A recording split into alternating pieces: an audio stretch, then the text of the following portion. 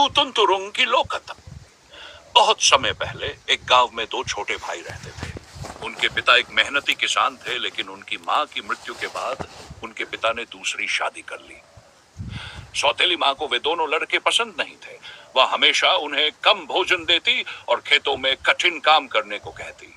दोनों भाई हमेशा भूखे और थके रहते थे। वन की यात्रा। एक दिन उनके पिता और सौतेली मां उन्हें जंगल में पत्तियां इकट्ठा करने के लिए ले गए। घना जंगल था और सूरज की किरणें भी मुश्किल से जमीन तक पहुंच रही थी। वे पत्तियां इकट्ठा करने में इतने व्यस्त थे कि उन्हें एहसास ही नहीं हुआ कि उनके माता पिता कब चले गए। जब उन्होंने चारों ओर देखा तो केवल पेड़ ही पेड़ दिखे। उनके माता पिता कहीं नहीं थे। भाइयों ने बहुत खोजा, लेकिन वे जंगल में और गहरे चले गए। भूख और थकान से बेहाल वे रोने लगे। तभी झाड़ियों के पीछे से एक अजीब सा प्राणी निकला। उसका सिर बड़ा था, आंखें लाल और शरीर पर बाल ही बाल थे।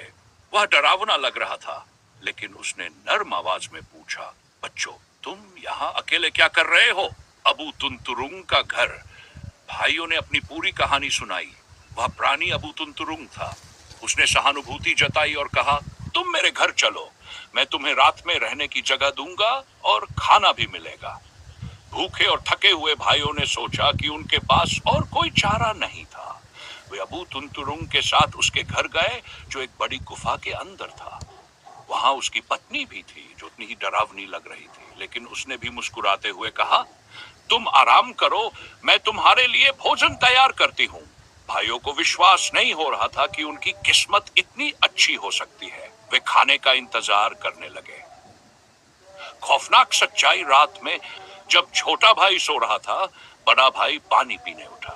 तभी उसने अबू तुंतुरुंग और उसकी पत्नी की फुसफुसाहट सुनी, हम इन बच्चों को रात में भूनकर खा लेंगे।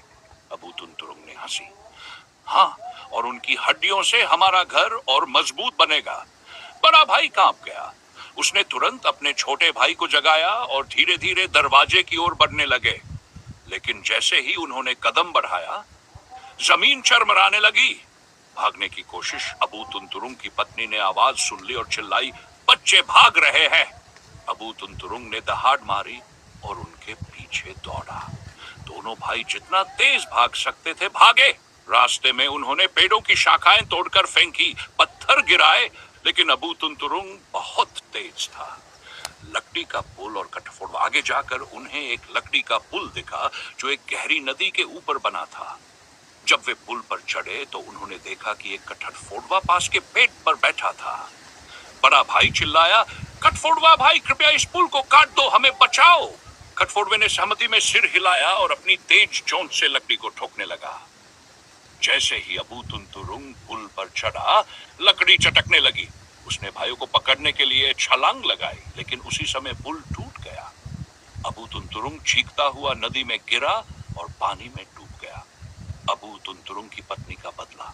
जब अबू तुंतुरुंग की पत्नी ने यह सुना तो वह रोने लगी। उसने अपने पति के टूटे शरीर को नदी से निकाला और गुस्से में कहा, तुमने मेरे पति को मार दिया, अब तुम चैन से नहीं रहोगे। उसने अबू तुंतुरुंग के शरीर के टुकड़ों को उठाया और अजीब मंत्र पढ़ने लगी। अचानक वहां से छोटे छोटे जीव निकलने लगे, जोक, मच्छर और बिच्छू।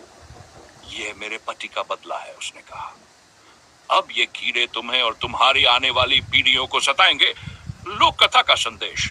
मिसिंग जनजाति के लोग मानते हैं कि जोक, मच्छर और बिच्छू अबू तुंतुरुंग के शरीर से बने थे। यह कहानी हमें सतर्क रहने, विपत्ति में भी चतुराई से काम लेने की सीख देती है। साथ ही बताती है कि साहस और बुद्धिमानी से बड़ी मुश्किल से भी बचा जा सकता है।